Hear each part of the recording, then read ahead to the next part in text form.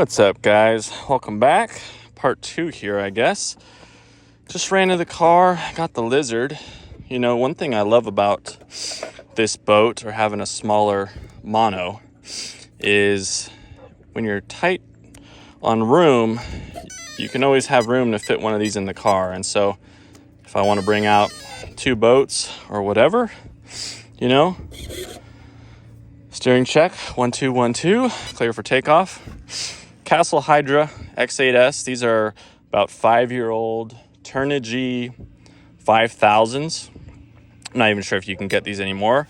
And it's a Castle 1515 2200 kV on a 4S 2P race legal setup. And, you know, I think you guys probably know by now that I don't actually race. So I don't actually, really care the fact that this is a race legal boat. I just think that at some point, after building so many boats, I kind of like to give myself a challenge of because we all know racers can be a little prideful. And they like to say, oh, well, I did it on 4S and I did it on this voltage. And I had these rules that I had to, and so obviously there's a lot to racing.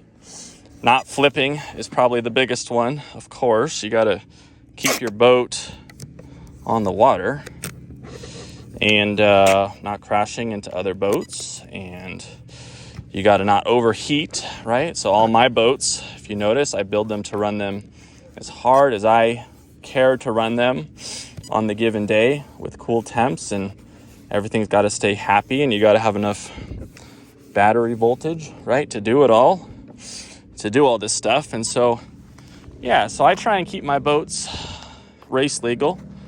I made this boat on 4S just for the challenge, and I'm doing the same thing with my UL19. I know Big B at Ironclad is rocking the 6S, and more volts definitely makes the job a little bit easier. It makes it a little more efficient, right? Not easy. It just makes it a little more efficient.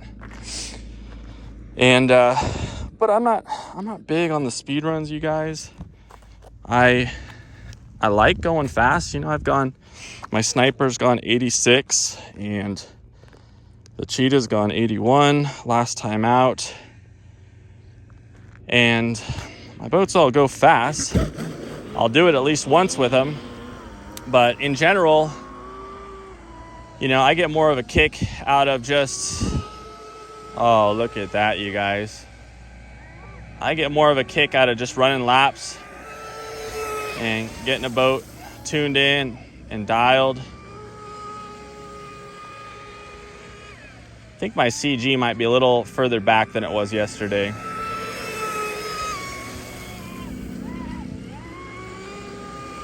Trying to focus here, you guys, and throw down some laps.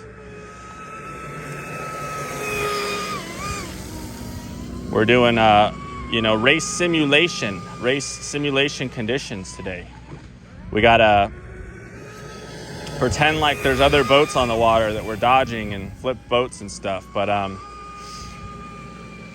anyway, if you guys saw the last video with the Cheetah, or even this, this is how I like to run my boats, and it's just sport use. I'm not really competitive with them. I'm not competing with anyone.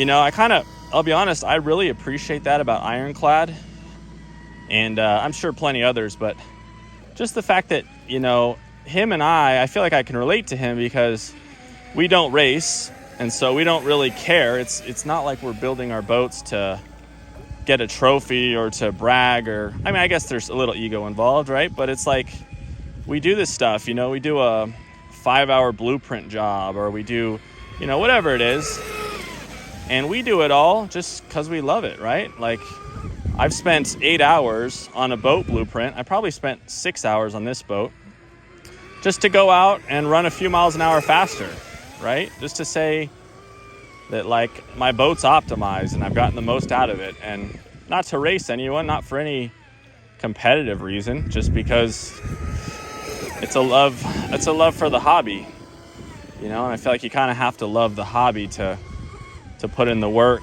that these boats take. It's not as easy as just throwing it in the water and gripping and ripping, as much as I wish it was. And honestly, guys, that kind of gets, when I get like a boat perfectly dialed in, I get kind of bored with it, honestly. You know, I really do. I feel like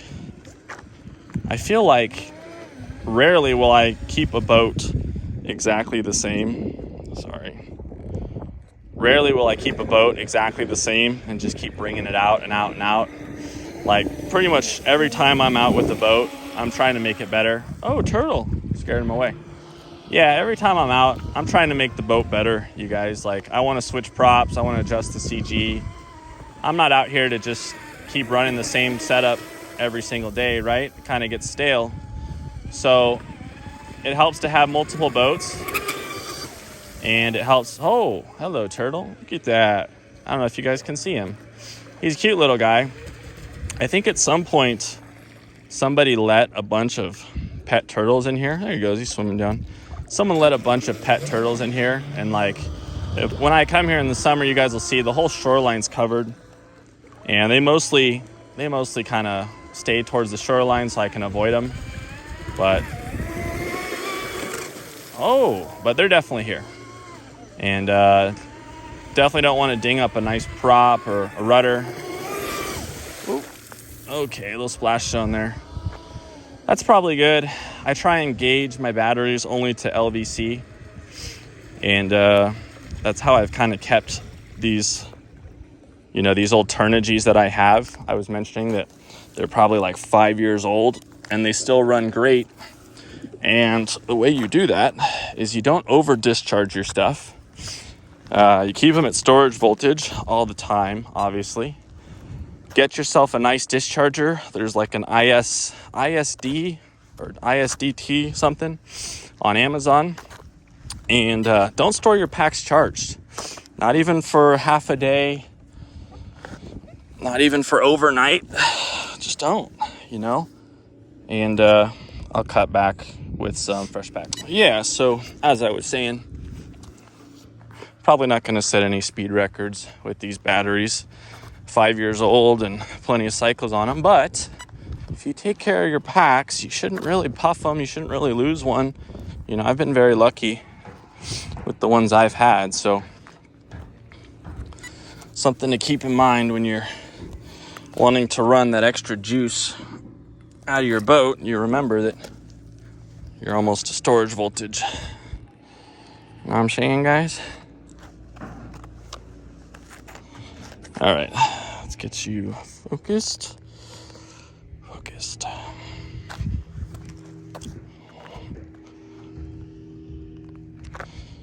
All right, run some laps. Get this thing stable. It is hot out here, boys.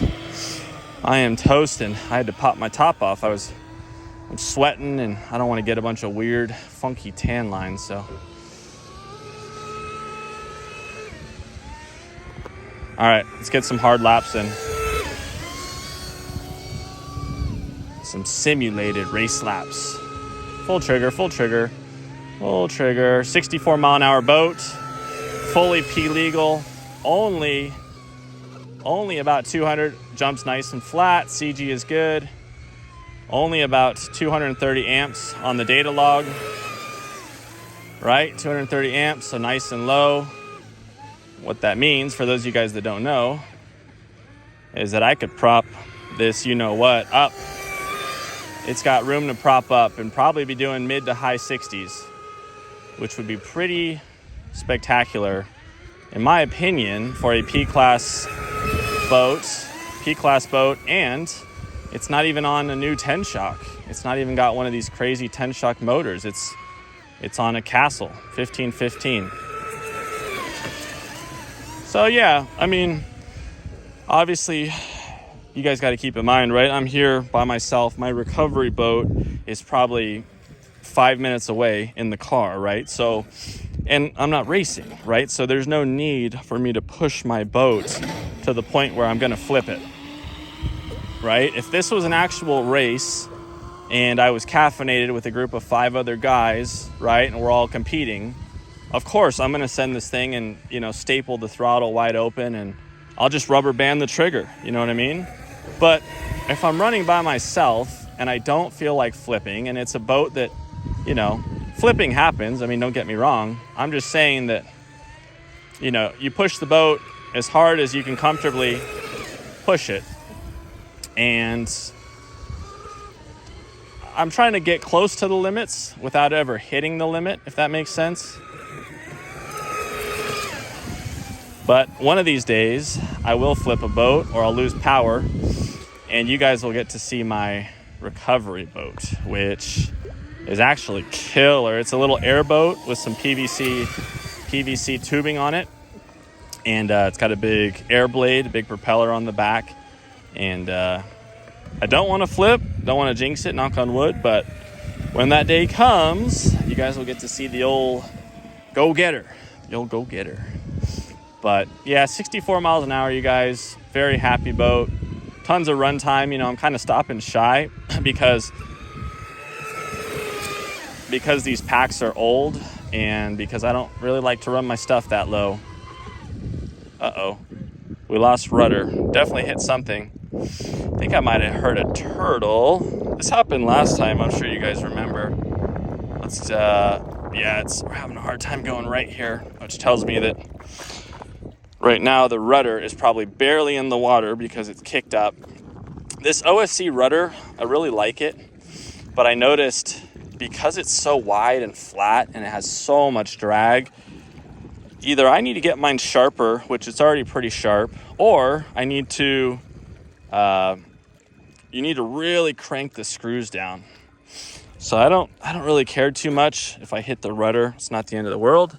But this prop, on the other hand, oh boy, that would not be good. This is a very nice prop. It's my new favorite prop, actually. So, oh yeah, check that out. Big chunk out of the rudder. Right after I said I didn't care, which I totally do care. But this blade could be thinned and cut down anyway. All that I really care about is that beautiful prop. And I think,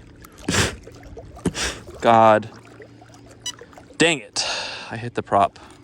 Yep. Well, I hit my brand new fast prop, and that really blows. Really blows. That was a turtle. Somewhere out there is a turtle. Probably hope the turtle's okay, but yeah, that's a bummer, you guys.